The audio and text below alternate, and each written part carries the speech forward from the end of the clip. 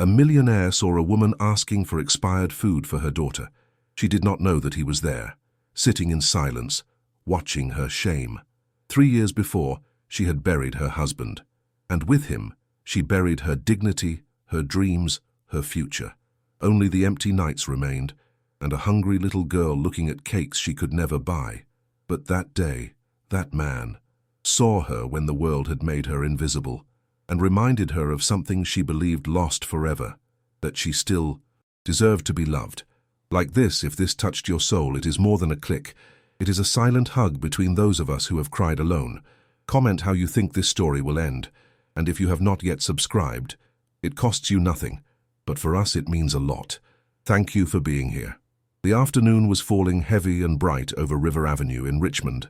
The August sun reflected on the tiles of the old buildings and made the air wave over the hot asphalt. Inside the small bakery, the golden wheat, the aroma of fresh bread, burnt sugar and ripe fruits created an almost cruel contrast with the reality approaching the door. Sarah Miller entered slowly, holding her daughter, Lily's, hand. She was a woman too thin for her 43 years, her shoulders slightly curved, not only from physical tiredness, but from an invisible weight accumulated over years. Her clothes were barely clean enough not to draw immediate attention, but worn, wide, hanging on a body that seemed to have forgotten what fullness was. Lily, small and silent, walked with short steps as if she feared taking up too much space in that place that smelled of everything she lacked. The little girl's eyes stopped at the display case. There was no hurry or greed, just a long, contained look fixed on a simple strawberry cake, covered by a generous layer of white cream. Sarah felt the tightness in her chest before her daughter said anything. She squeezed her hand, like someone apologizing in silence. The bakery was quiet. A few scattered customers, the occasional clinking of the cash register, the distant murmur of the street. Sitting at a table near the window was Jack Peterson, wearing a discreet grey suit, no flashy watch, no external signs of his fortune.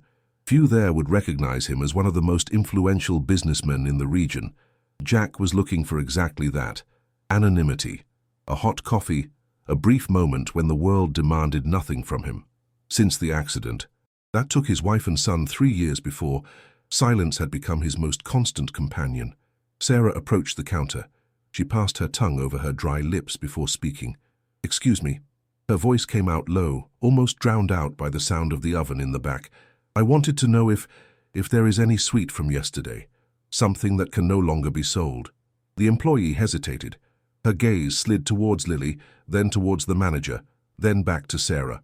The rules were clear. Nothing could be given before closing. The silence extended heavy, making Sarah feel her face burn with shame. For an instant, she thought of taking her daughter and leaving without looking back. It was then that Jack heard. Not just the words, but what was behind them. He recognized that tone, that fragile dignity fighting not to crumble. He saw Lily quickly look away from the cake, as if she had been caught doing wrong, and that hit him with a force he did not expect. For a second, the past insinuated itself, a child's laugh, a small hand pulling his own. Jack stood up. He approached the counter with calm steps, as if that decision had cost him nothing, when in reality, it was piercing his chest. "Good afternoon," he said softly. "You can wrap that strawberry cake, please, the freshest one." The employee blinked, surprised, and nodded. "And also," he continued, "sandwiches, hot meals, whatever you have ready." Sarah turned slowly. Her hands began to tremble when she realized that this was not a mistake. She seemed to lack air. She tried to speak, but the voice did not come. The tears arrived first, silent, sliding down a face that had learned to resist without crying. Lily held onto her mother's dress and smiled. Not an open smile, but a small gesture of relief, like someone finally letting out air after holding it for a long time. Jack did not wait for thanks. He paid, bowed his head slightly, and began to walk away. "Sir," Sarah called, almost in a broken whisper. "Thank you truly." He stopped for an instant. He turned just enough to meet her eyes. "Take care," he said. Nothing more. He walked out into the intense afternoon light, feeling something different. The emptiness was still there, but it was no longer absolute. Sarah and Lily walked to a bench under the scarce shade of a tree in the nearby park. The heat of the day was beginning to fade, but the air remained dense, laden with the scent of jasmine and bus exhaust. Sarah unwrapped the cake carefully, as if it was something too precious to rush. It was not just food. It was the strange feeling of having been seen. Lily ate slowly, savoring each bite with a seriousness that did not match her 6 years. Sarah barely tasted it. She watched her eat, and something inside her cracked and rebuilt at the same time. "Mom," the girl said after a long silence, "who was that man?" "I do not know, honey." "Why did he help us?" Sarah had no answer. She ran her hand through her daughter's hair, pushing a lock from her forehead. "Because there are still good people in the world." Lily nodded as if that explanation was enough. Perhaps it was. Across the city, Jack Peterson entered his office on the 15th floor of a glass and steel building. The panoramic view of Richmond stretched out before him. The dry river turned into a garden, the old domes, the distant sea shining under the dying sun. All of that belonged to him in a way, and yet it meant nothing. His assistant, Robert, entered with a folder under his arm. "Mr. Peterson, I need you to review these contracts before tomorrow." Jack nodded without taking his eyes off the window. "Anything else?" Robert hesitated. He knew his boss well enough to notice when something had changed. "Are you well?" "Yes," Jack replied, although both knew it was a lie. "Just tired." When Robert left, Jack sat in his leather chair and closed his eyes. The image of that woman and that girl in the bakery did not dissipate. There was something in the way Sarah held Lily's hand, in the contained shame in her voice, in the dignity that refused to break even when everything else crumbled. It reminded him of something he had lost, not just his family, but a part of himself. That night, Sarah put Lily to bed on the only mattress they shared in the small one-bedroom apartment. The walls were peeling, the windows did not close properly, but it was clean, always clean. It was the only thing Sarah could control. She stayed awake long after Lily fell asleep, looking at the cracked ceiling. Tomorrow she would look for work again. Tomorrow she would knock on more doors. Tomorrow she would keep trying. But that night, for the first time in a long time, she allowed herself to cry in silence. 2 days later, Sarah entered the tallest office building in Richmond with a wrinkled resume in her hand and her stomach closed up with nerves. She had seen an advertisement in a coffee shop window. Cleaning staff needed. It was not much, but it was something. The lobby was intimidating. White marble, soaring ceilings, a fountain in the center with cascading water. Sarah immediately felt out of place. Her clothes, though clean, contrasted brutally with the elegant suits that passed by her without looking. She approached the reception desk with unsure steps. "Good morning," she said in a trembling voice. "I'm here about the job advertisement." The receptionist, a young woman with impeccable makeup and a professional smile, evaluated her from top to bottom. "What? Advertisement? Cleaning. It said you needed staff." The woman typed something on her computer without taking her eyes off the screen. "That is for the services department, 3rd floor. Take the elevator at the back." Sarah thanked her and walked where she was directed, feeling the stares fixed on her back. The elevator was full of people talking about budgets, meetings, business dinners. No one looked directly at her. On the 3rd floor, she was met by a middle-aged man with grey hair and a tired expression. He introduced himself as Jim, the services supervisor. "Experience?" "I have cleaned houses, offices." Sarah handed him the resume.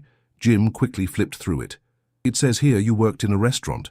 "Yes, years ago." "Why did you leave?" Sarah lowered her gaze. That question always came up. It always hurt. "My husband got sick. I had to take care of him. And then I could not go back." Jim nodded with a mixture of understanding and resignation. He had heard many similar stories. "You can start tomorrow. Early morning shift, 5 in the morning, $120 a week." Sarah felt such intense relief that she almost became dizzy. Thank you, truly." As she rode down the elevator, her mind was already calculating. 120 a week meant paid rent, basic food, maybe even new shoes for Lily before winter. It was not much, but it was enough to keep going. The early morning arrived cold and dark. Sarah got up at 4, dressed in silence, so as not to wake Lily, and left a note on the table. "I will be back soon. I love you, Mom." The streets were empty, lit by orange streetlights that made the wet asphalt shine. The early morning bus carried only night workers, cleaners like her, bakers, nurses finishing their shift. No one spoke. Everyone carried the same tiredness in their eyes. She arrived at the building at 5 o'clock sharp. Jim was already there, handing out uniforms and cleaning supplies. He told Sarah, you will start on the upper floors. Executive offices. Be very careful with the desks. Do not touch papers or documents. Sarah nodded and took the cart loaded with products, rags, and an old vacuum cleaner that made a metallic noise when pushed. The 15th floor was in absolute silence. The automatic lights turned on as she advanced down the hallway. Huge offices with panoramic views, designer furniture, thick carpets. Sarah began methodically, emptying wastebaskets, cleaning windows, wiping the desks, without touching anything important. She entered an office larger than the others. The plaque on the door said, Jack Peterson, CEO. Her heart skipped a beat. It was him, the man from the bakery. Sarah stood motionless for a moment, looking at the space. There were books on the shelves, framed photographs on the desk, a smiling woman, a boy hugging a soccer ball, a family frozen in time. She approached with extreme care, as if the simple act of being there was an invasion. She noticed that the frame was face down, deliberately hidden. Without thinking much, with a delicate gesture, she straightened it. It seemed sad to her that those happy faces were hidden in the dark. She cleaned quickly and left, closing the door softly. She did not know that Jack, from his car in the underground parking lot, had seen her enter the building. Nor did she know that he had recognized her silhouette immediately, and much less did she know that Jack Peterson, for the first time in 3 years, felt something similar to curiosity. 2 weeks passed. Sarah arrived every early morning with the same silent punctuality. Her work was meticulous, almost invisible. She cleaned without leaving a trace, as if she had never been there. But she left small details. A misplaced book returned to its place, a dry plant received a little water, scattered papers appeared tidy without having been read. Jack noticed everything. He started arriving earlier, first at 7, then at 6:30, always with some excuse. Preparing a presentation, reviewing reports. The truth was simpler. He wanted to cross paths with her. One morning he succeeded. Sarah was cleaning the meeting room when she heard footsteps. She looked up and saw him. The rag almost fell from her hands. Mr. Peterson, I am sorry, I will be done right away. Jack raised a hand. Do not worry. I just came to get some documents. There was an awkward silence. Sarah continued cleaning, but her movements were clumsier, more self-conscious. How are you doing? He finally asked. Well, sir, thank you. Your daughter? Sarah stopped. She looked at him surprised. You remember her? Of course I remember. Something in Jack's voice made Sarah lower her guard for a moment. She is fine. She goes to school. She eats better now. Jack nodded.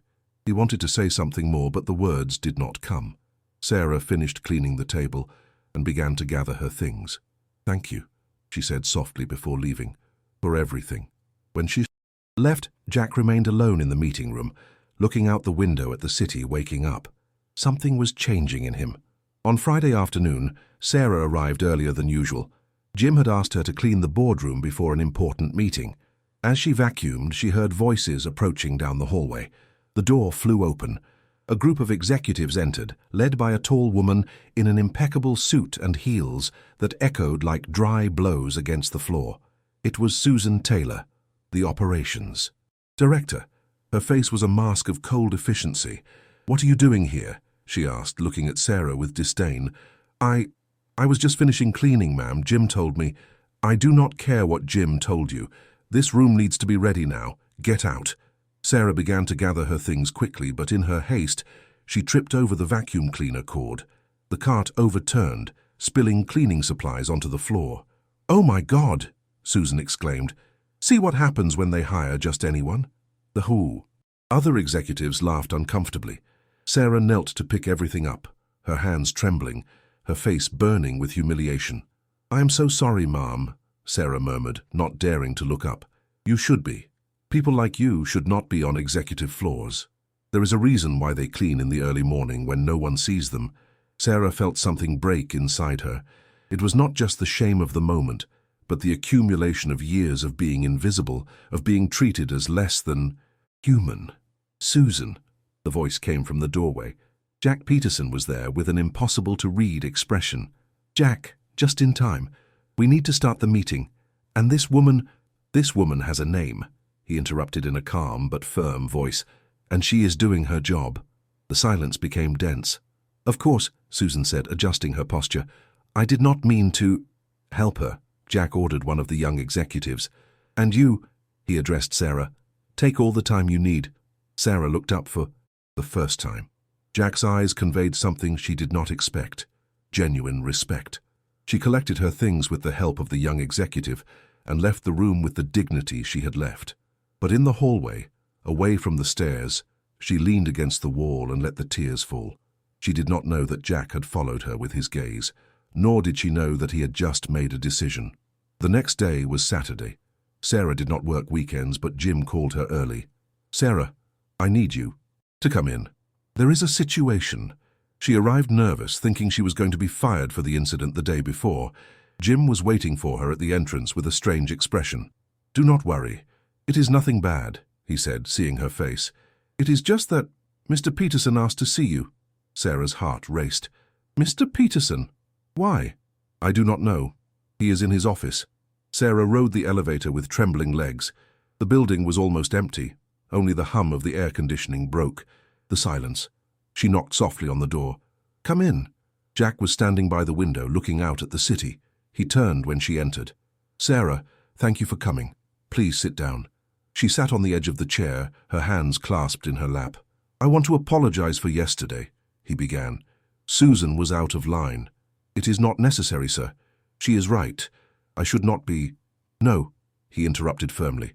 "She is not right. No one has the right to treat you like that." Sarah did not know what to say. Jack sat across from her with a softer expression. "I have been thinking. I need someone trustworthy for a different job. Something more personal." Sarah looked at him confused. "My house needs someone to take care of it. Not just cleaning, but organization, maintenance. It is a large house, empty most of the time. I would pay you 3 times what you earn now, and you could bring your daughter with you if necessary." Sarah felt like she was lacking air. "Why me?" Jack took a moment to answer. When he did, his voice was barely a whisper. "Because I trust you, because I saw how you put my family's portrait back in place. No one else had done that. Everyone was afraid to touch my things, to remind me of what I lost. But you thought they deserved to be seen." Sarah felt the tears well up. "I do not know what to say." "Say yes." She nodded, unable to speak. For the first time in years, she felt that maybe things could change. Jack Peterson's house was on the outskirts of Richmond, surrounded by neglected gardens and silence.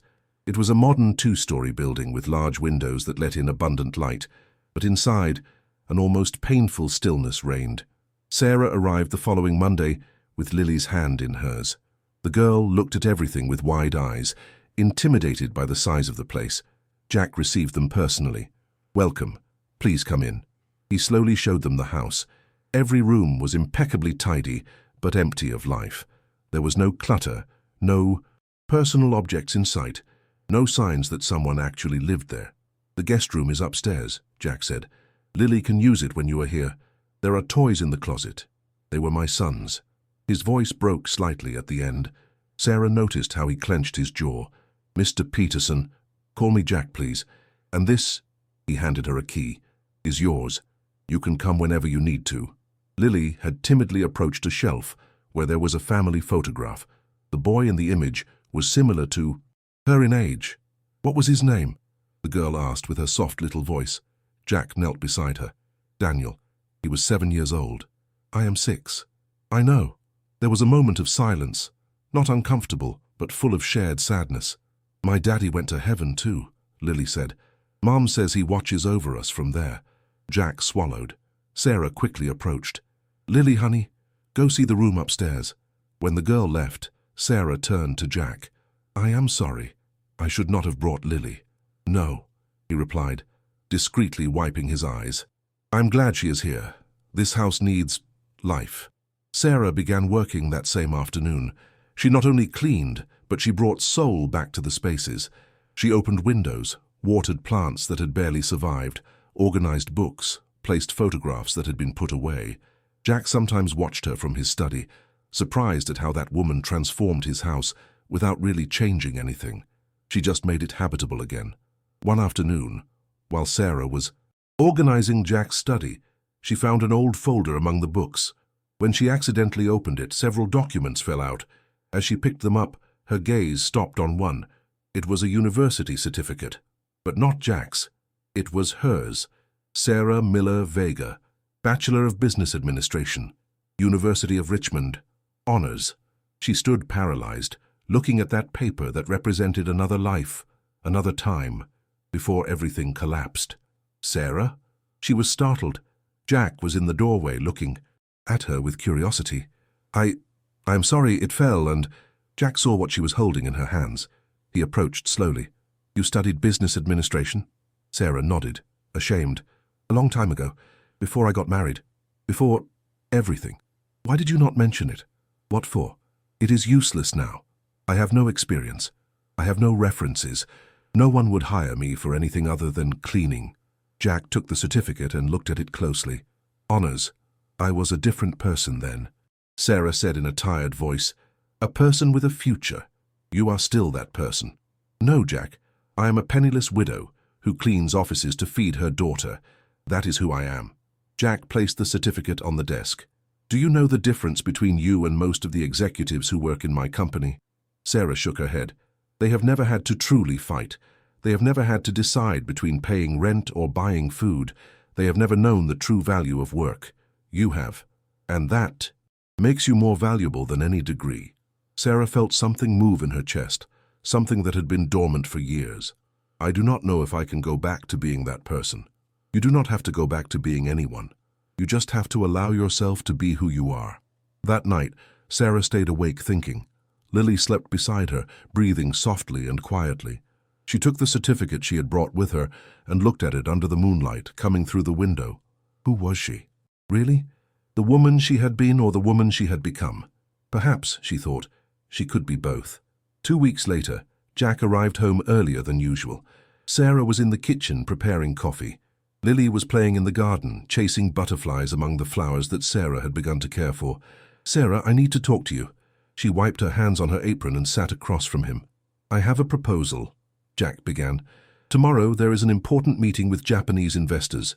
My assistant got sick, and I need someone to take notes, organize documents, coordinate timings.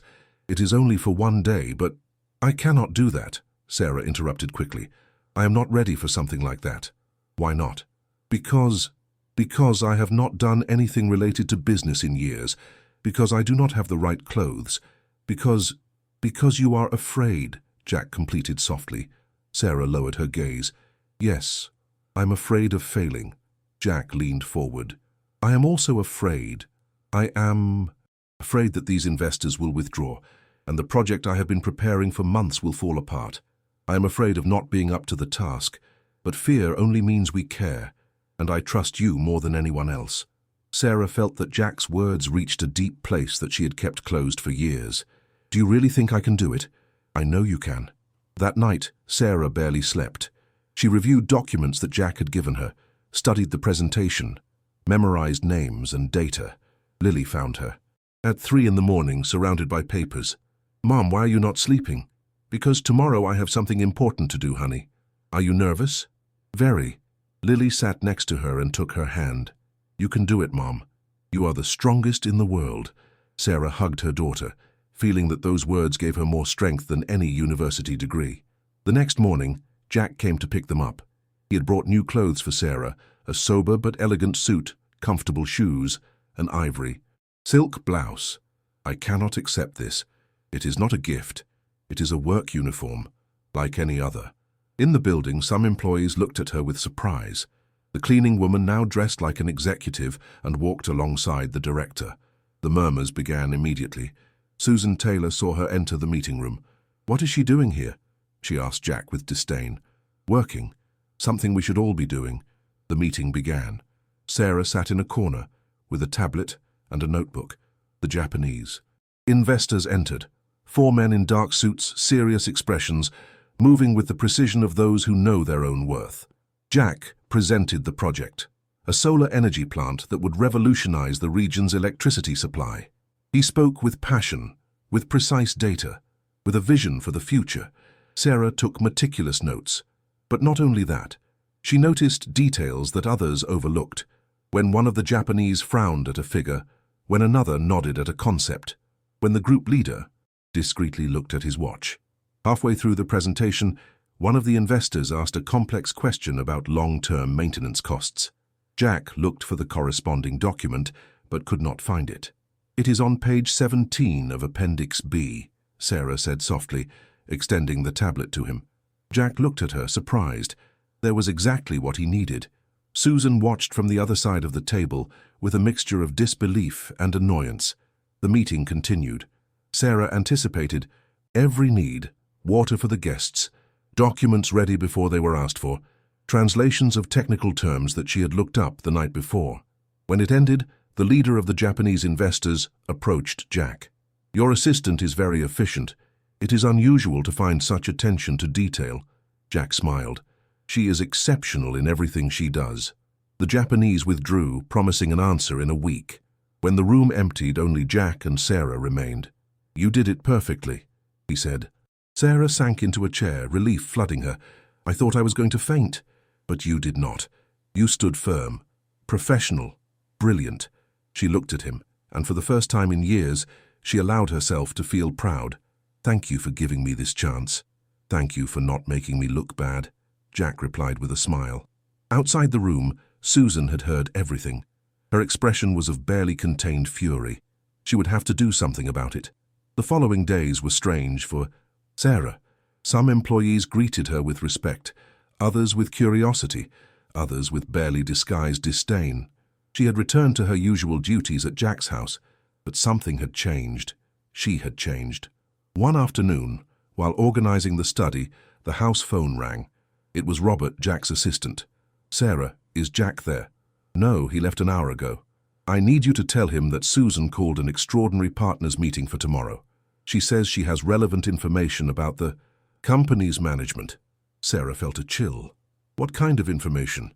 "I do not know, but I know Susan. When she does something like this, it is because she is preparing an attack." When Jack arrived that night, Sarah told him everything. He stood in silence, looking out the window at the dark garden.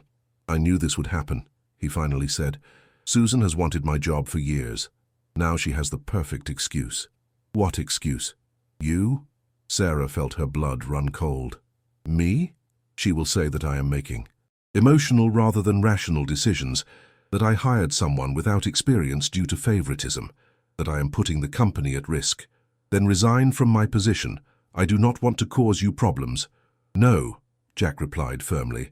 "I am not going to let her win, and above all, I am not going to let you go." Sarah felt something warm expand in her chest. "What are we going to do?" Jack turned to her, with an expression she had never seen. Pure determination. "We are going to show them who you really are." That night they worked late. Jack explained the company's situation, the projects underway, the internal tensions. Sarah listened, asked questions, took notes. Her mind, awake again, processed information with a speed she herself had forgotten she had. "The project with the Japanese is the key," Jack said. "If we approve it, the company is strengthened, and Susan loses her argument. If not, she will be right to question my decisions. When will we know their answer?" "Tomorrow, just before the meeting." Sarah saw the worry in his eyes. "Trust me," she said, surprised by her own confidence. "We are going to get out of this." The next day, Sarah arrived at the building early. This time she did not enter through the service door. She entered through the main one, dressed in the same suit she had worn to the meeting with the Japanese. The meeting began at 10. The room was full, the 5 main partners, several directors, Susan presiding with a smile of satisfaction. Jack entered, with Sarah. Some murmured. "What is she doing here?" Susan asked. "She is my temporary assistant. She has the right to be present." "This is irregular, Jack." "Proceed with what you have to say, Susan." She stood up, distributing folders. "Dear partners, I have called this meeting because I am concerned about the direction our company is taking under Mr. Peterson's management." She began to list unnecessary expenses, risky decisions, and finally, what she had been waiting to say, and most worrying, He is mixing his personal affairs with those of the company. He hired a cleaning employee with no relevant experience for an executive assistant position. This shows a lack of judgment and— Enough, one of the older partners, Mr. Smith, interrupted. Do you have proof that this has harmed the company? Susan hesitated. It is a matter of principle. Principles do not pay dividends, Smith replied. Are there losses, cancelled contracts, dissatisfied customers? The project with the Japanese investors? At that moment, Jack's phone vibrated. He looked at the screen and his expression changed. We just received confirmation, he said loudly. The Japanese investors approved the project. $50 million. The largest contract in this company's history. The silence was absolute. Susan paled. That does not change the fact that— It changes everything, Smith said. Jack, congratulations. You have saved this company. The other partners began to applaud. Susan remained standing, motionless, watching her plan fall apart. Jack stood up. There is something you should know about Sarah Miller. Everyone looked at her. She felt her heart leap out of her chest. Sarah is not just my temporary assistant. She has a degree in business administration with honors. She worked on preparing the proposal for the Japanese. Her cost analysis was fundamental in convincing them. He took documents from his briefcase and distributed them. These are the reports she prepared. You can verify the quality of the work. The partners began to review the documents. Expressions of surprise multiplied. This is exceptional, one of them murmured. Smith looked directly at Sarah. Why were you working in cleaning if you have these capabilities? Sarah stood up. Her legs were trembling, but her voice came out firm. Because life sometimes knocks you down, sir. I lost my husband. I had to take care of him during his illness, and then I could not find work in my field. I did what I had to do to feed my daughter. I'm not ashamed of it. The silence was different now. Respectful. And you should not be ashamed, Smith said. Honest work is never a cause for shame. He turned to Susan. As for you, Susan, I suggest you apologize. I will not— Now. Susan clenched her jaw. She looked at Sarah with barely contained hatred. I apologize if my words were misinterpreted. It was not a real apology, and everyone knew it. But it was enough. The meeting adjourned. The partners congratulated Jack, and several approached Sarah to shake her hand. When they were alone, Jack and Sarah looked at each other. You did not have to do that, she said. Yes, I did. You deserved for them to know the truth. Sarah felt the tears well up. I do not know how to thank you for everything you have done for me. By being yourself, that is enough. A week later, Jack called Sarah to his office. There was a formality in his tone that made her nervous. Sit down, please. She did, her hands clasped in her lap. I want to offer you a permanent position in the company, coordinator of special projects. You would report directly to me. Sarah felt the world stop. Jack, The salary would be $3,000 a month to start, with full benefits, health insurance that would cover Lily too, and a continuous training program. Sarah could not speak. The tears began to fall silently. Why are you crying? Jack asked with concern. Because 3 months ago I was asking for food at a bakery. And now you are offering me a life I do not even dare to dream of. Jack walked around the desk and knelt in front of her, taking her hands. Listen to me, Sarah. This is not charity. It is not pity. It is recognition. You are brilliant, hard-working, integral. Any company would be lucky to have you, but I want you to be part of mine. I am afraid, she admitted. Afraid of not being good enough. Afraid of disappointing you. Fear is natural, but do not let it paralyze you. You deserve this. You and Lily deserve a dignified, secure life with a future. Sarah closed her eyes, feeling the weight of the decision. On one side was the security of the known, the small, the safe. On the other side was the risk, the possibility, the future. She thought of Lily, of her smile when she ate without hunger, of her bright eyes when Sarah read her stories at night, of the future she wanted to give her. She opened her eyes. I accept. Jack smiled, a genuine smile that transformed his face. You will not regret it. There is one condition, Sarah said. What is it? I want to continue cleaning your house, not as an employee, but as a friend. That house gave me back something I thought I had lost. I do not want to leave it. Jack felt something warm expand in his chest. Deal. That afternoon, Sarah picked up Lily from school. The girl noticed something different in her mother immediately. "Mom, why are you smiling so much?" Sarah knelt in front of her, taking her face in her hands. "Because things changed today, honey. Today we start a new life. A happy life. Yes, my love, a happy life." They hugged there, in the middle of the street, while the afternoon sun bathed them in golden light.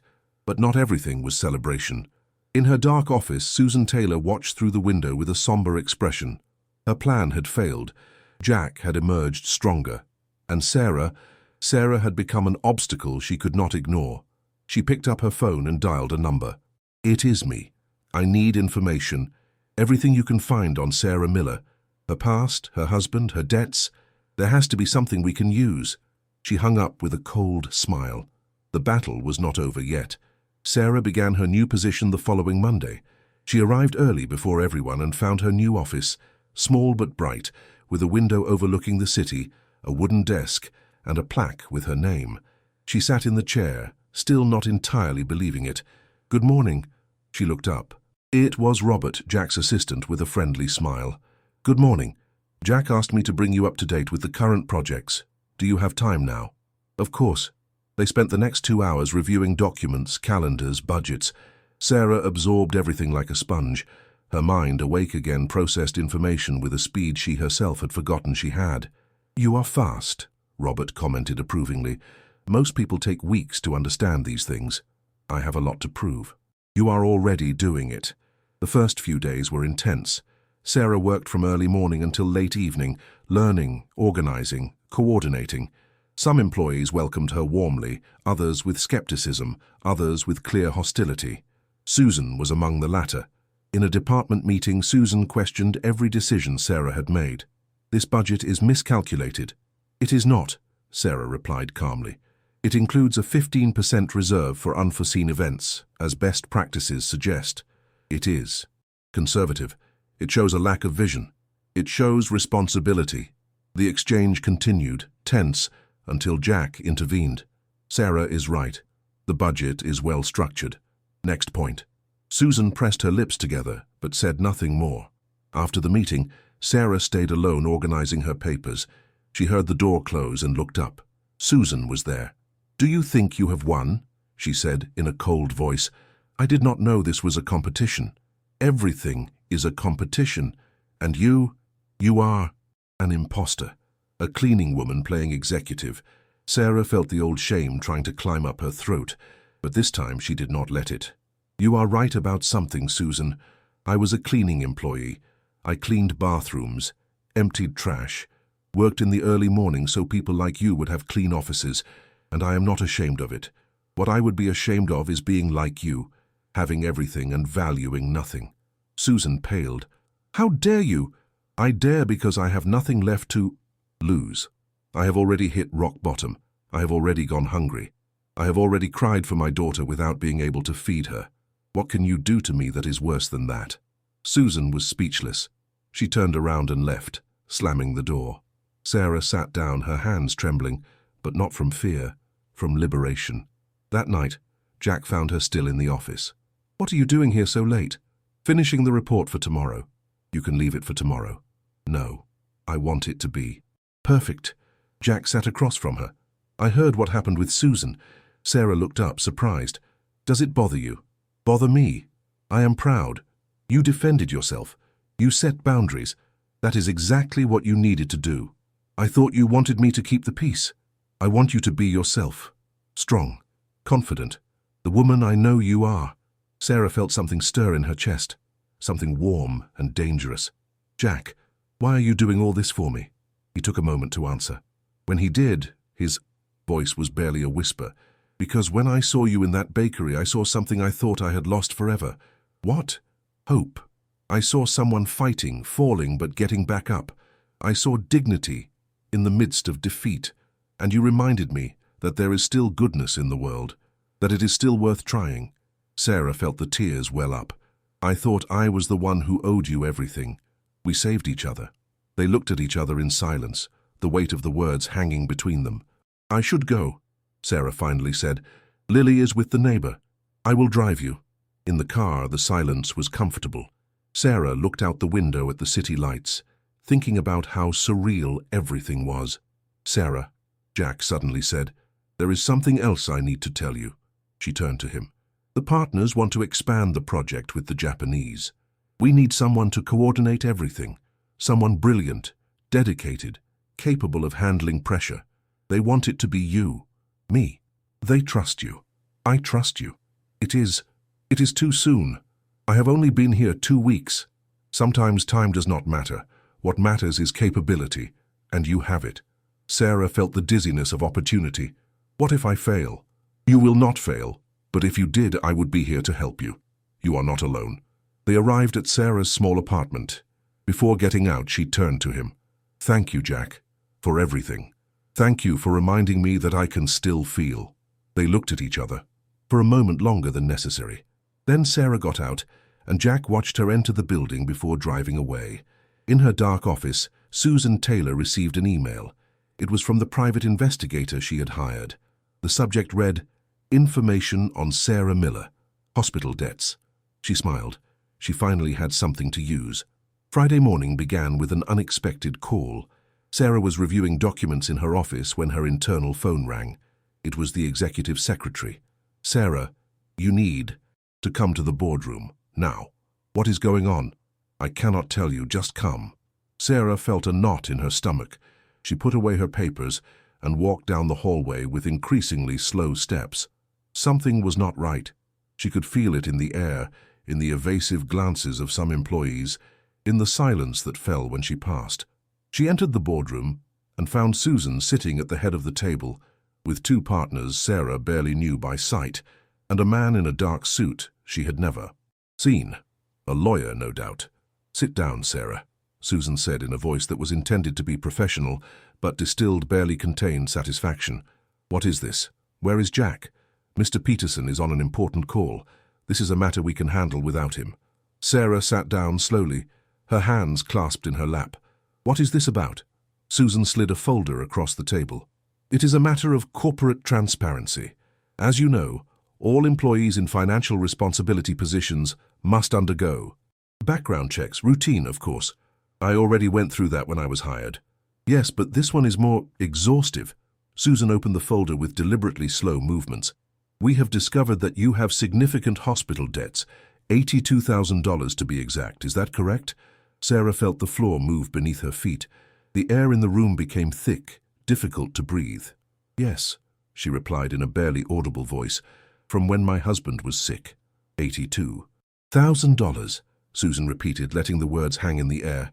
"It is a considerable amount, and you did not think it relevant to mention this when you accepted a position with access to multi-million-dollar budgets." Sarah looked up, feeling rage beginning to simmer beneath the fear. "It has nothing to do with my job. They are personal debts that I am paying responsibly." "Responsibly?" Susan raised an eyebrow. "According to this report, you have defaulted on several payments. You have calls from collectors, threats of lawsuits." "Because sometimes I have to choose between paying the debt or feeding my daughter," Sarah replied, feeling her cheeks burn. "And I always choose my daughter." The lawyer cleared his throat. "Mrs. Miller, understand our position. Someone in your situation, with access to corporate accounts, with such large debts and intense financial pressure, represents a significant security risk." "A security risk?" Sarah stood up, trembling. "Are you suggesting I would steal?" "No one is suggesting anything," one of the partners intervened in a conciliatory tone. "It is simply protocol." "It is not protocol," Sarah cut in. "It is an ambush. It is Susan using my personal tragedy as a weapon because she cannot accept that someone like me, someone who cleaned these floors, has a place at this table." Susan leaned back in her chair, crossing her arms. "This is not personal, Sarah. It is professional. The company has the right to protect itself." "Protect itself? From what?" "From a widow who worked 3 jobs to pay the medical bills of her dying husband. From a mother who sold everything she had, who borrowed from anyone she could, who humiliated herself 1,000 times so that her daughter would have a roof over her head." The tears began to fall, but Sarah did not wipe them away. She let them fall as she looked Susan directly in the eyes. "Those debts are the result of loving someone enough to fight for their life until the end, of refusing to give up. Even when the doctors said there was no hope. And when he died, when I was left alone with those bills and that child to feed, I did not run away. I did not file for bankruptcy. I did not disappear. I took on every penny as my responsibility and paid what I could when I could, with my head held high. Her voice broke. If that makes me a risk, then so be it. But I will not let you make me feel ashamed for having loved, for having fought, for having survived. The silence that followed was absolute. Then the door flew open.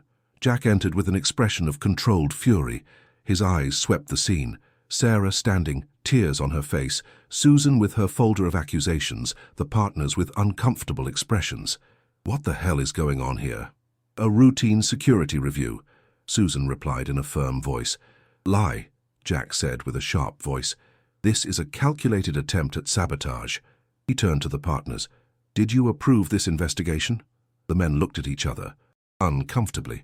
Susan presented the information to us and we thought it prudent to verify. Prudent? Jack's voice rose in volume.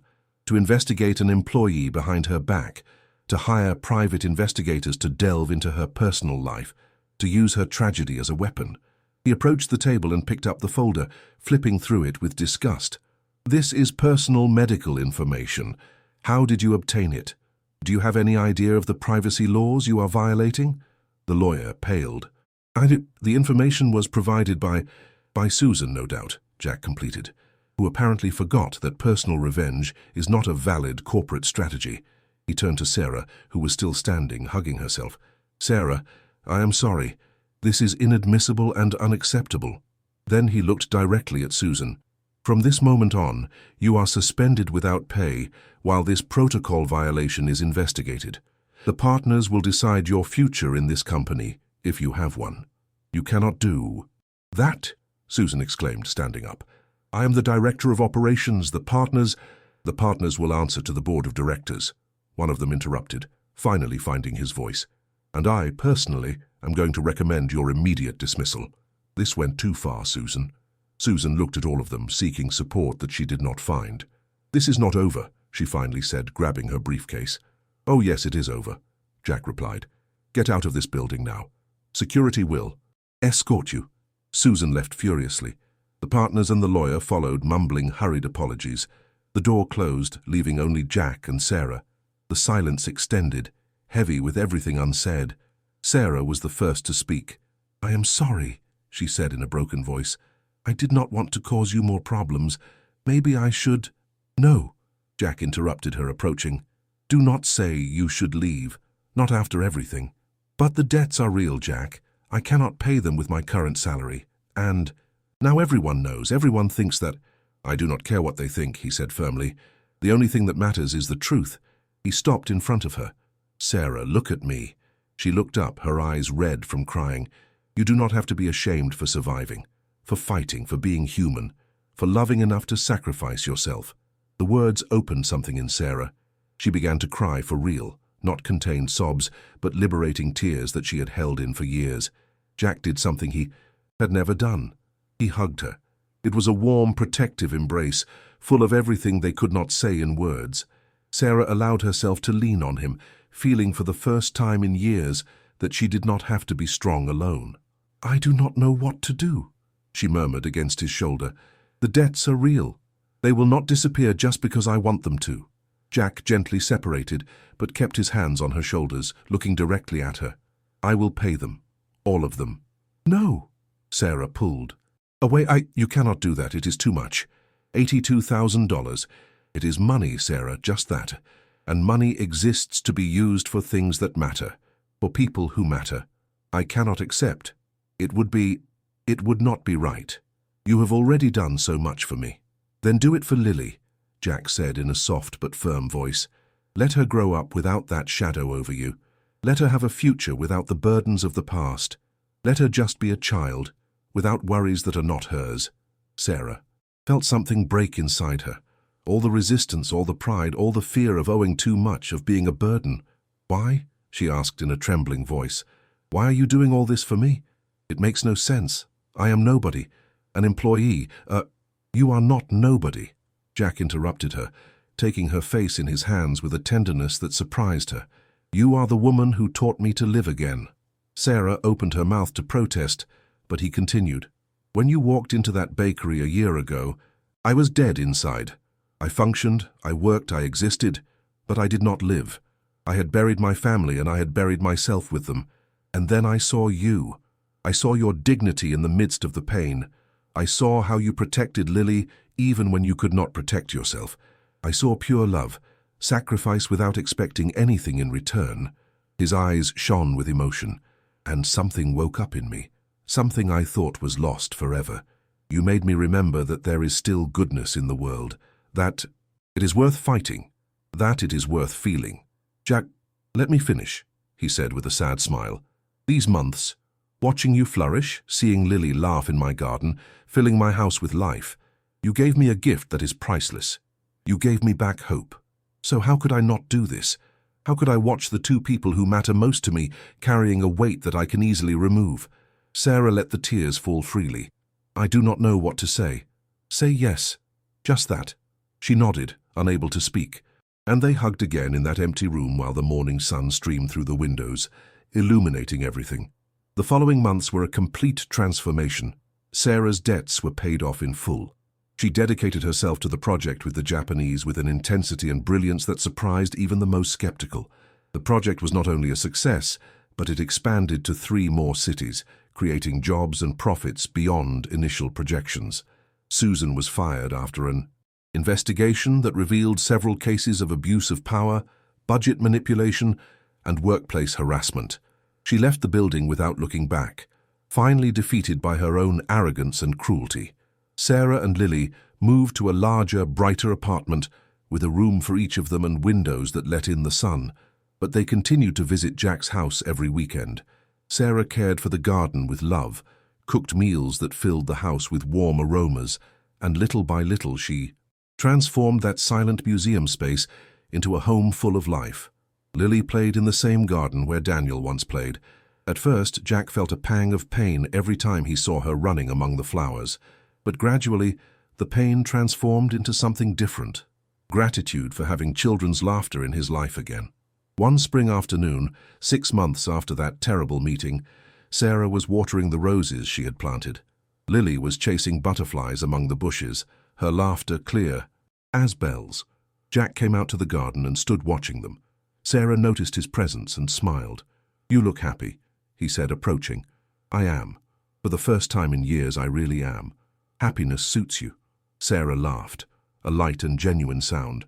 "Do you know what day today is?" She shook her head, although something in her expression suggested that she did know. "It is exactly 1 year since you walked into that bakery. 1 year since our lives changed." Sarah stood motionless, the watering can forgotten in her hand. She remembered that day with painful clarity, the desperation, the hunger, the shame of having to ask. And then, that unknown man who saw her when she was invisible. "It seems like another life," she murmured. "It is. You are another person." "No," Sarah said thoughtfully. "I am still me, only now I can be myself without fear, without shame, without having to hide." Jack moved closer, taking her free hand. "Sarah, there is something I want to ask you. You do not have to answer now. You can think about it for as long as you need, but I need to say it." She felt her heart race. She put down the watering can and turned to him completely. "What?" Jack took a deep breath, like someone about to jump off a cliff. "Do you think that we could try to be a family? You, Lily, and me. Not out of gratitude, not out of obligation, not because you owe me anything." He paused, searching for the right words. "But because in this last year I have realized something. I fell in love with you, with your strength, with your kindness, with the way you love your daughter, with how you transformed my dark house into a bright home. And I love Lily, as if she were my own daughter. When I see her playing, when I hear her laugh, I feel like a part of me that had died comes back to life." Sarah felt the tears well up, but this time they were tears of pure and unrestrained happiness. "Jack, Wait, let me finish," he said, his voice trembling. "I know it is complicated. I know we work together. I know people will talk. But none of that matters to me if you say yes. Nothing matters except the possibility of waking up every morning and seeing you smile, of watching Lily grow up, of building something new on the ruins of what we lost. He knelt in front of her, taking a small box from his pocket. It is not an expensive or ostentatious ring. It is simple, like everything we value, but it is real, like what I feel for you. He opened the box. Inside was a simple gold ring with a small diamond. Sarah Miller, will you do me the honor of being my wife? Sarah put her hands to her mouth, the tears falling freely. Lily, who had been watching from the bushes, ran towards them, shouting with excitement. Say yes, Mom, say yes! Sarah laughed through her tears, looking at Jack kneeling in front of her, vulnerable and hopeful. I do not need time to think about it, she said in a choked voice. The answer is yes. 1,000 times yes. Jack stood up and slid the ring onto her finger. Then he kissed her, gently at first, then with more intensity, while Lily jumped around them, shouting with joy. They separated, laughing, with Lily hugging both of them. Are we going to be a real family? The girl asked. Yes, honey, Sarah replied. A real family. And is Jack going to be my daddy? Jack felt something tighten in his chest. Only if you want, Lily. I cannot replace your daddy. He will always be your daddy, and you will always love him. But if you let me, I would like to take care of you too, to be someone you can rely on. Lily thought about it seriously for a moment, then nodded. You can be my daddy, Jack, and my daddy in heaven can be my star's daddy.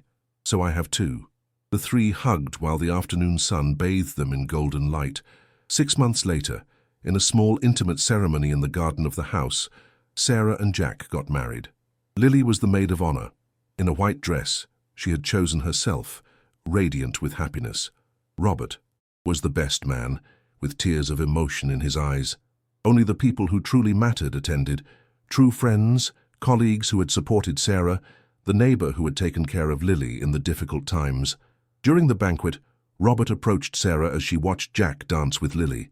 Who would have thought, he said with a smile, from that bakery to this, it is like a fairy tale. Sarah looked around.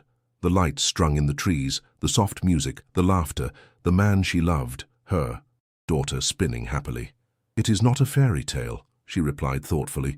Fairy tales do not hurt so much. They do not require so much struggle. This is better. This is real. And what is real? That life knocks you down. It takes everything away from you. It makes you believe there is no hope. But if you keep getting up, if you maintain your dignity even when it seems pointless, if you keep loving even when your heart has been broken, then sometimes, just sometimes, life surprises you. Robert nodded, watching Jack and Lily. He needed this too. He was lost without knowing it. We found each other, Sarah said softly. Two broken people who decided to heal together. That night, when everyone had left and Lily was sleeping, exhausted from so much excitement, Sarah and Jack sat in the garden under the stars. What are you thinking about? Jack asked, wrapping his arm around her. Everything. How we got here. All the times I wanted to give up. The nights I cried thinking it would never get better. And now? Now I know it was worth it. Every tear, every struggle, every moment of despair, because they brought me to you. Jack kissed her on the forehead. Do you know what you taught me? What? That true strength is not never falling. It is getting up every time you fall. It is maintaining kindness when the world is cruel. It is choosing dignity when it would be easier to give up. Sarah rested her head on his shoulder. And you taught me that it is okay to ask for help. That accepting kindness is not weakness. That I deserve to be happy. They remained in silence, listening to the crickets, feeling the warm night breeze. Mom? Daddy Jack? They turned around. Lily was at the door, in her pajamas with her teddy bear. I cannot sleep. Can I stay with you? Of course, honey, Sarah said, opening her arms. Lily ran to them and nestled between them, looking at the stars. They are pretty, she murmured. Mom, do you think Daddy can see us from up there? Sarah swallowed, feeling tears well up. Yes, my love. I am sure he sees us, and he is happy that we are happy. And is he happy that we have Daddy Jack? Jack felt something clench in his chest. I think so, Sarah replied. I think your daddy would want us to have someone good to take care of us, and Jack is the kindest person I know. Lily nodded satisfied and closed her eyes. Then everything is fine. We are a happy family now. Yes, honey, Sarah whispered. We are a happy family. The three remained, there under the stars, hugging, complete. Sarah thought about all the path traveled, about the desperate woman she had been, begging for scraps at a bakery, about the nights of hunger and tears, about the shame of not being able to give her daughter more, about the constant fear of not being enough. And then she thought about who she was now, not perfect, not without scars, but strong, loved, deserving. Because she learned that dignity is not measured in what you have, but in how you get up when you have lost everything. That true love does not arrive in perfect moments, but in the midst of shared pain. That goodness exists even when the world seems dark, and that it is never, ever too late to start over. Sometimes we fall so low that we hit rock bottom, but it is precisely from the bottom that we can push ourselves upwards. And when someone extends a hand to us in our worst darkness, accepting it is not weakness. It is bravery. It is survival. It is choosing hope over despair. Sarah looked at Jack, who was watching her with infinite tenderness. Then she looked at Lily, asleep between them, with a peaceful smile on her face, and she knew with absolute certainty that it was worth it. Every tear, every struggle, every moment of pain, because they led her here, to love, to family, to peace. Life has a mysterious way of balancing things. Sometimes it takes everything away from us to teach us that we deserve more than we thought possible. Sometimes it breaks us to rebuild us stronger. And sometimes when we least expect it, it gives us exactly what we needed. Not always in the form we imagined, but always in the form that our heart recognizes as true.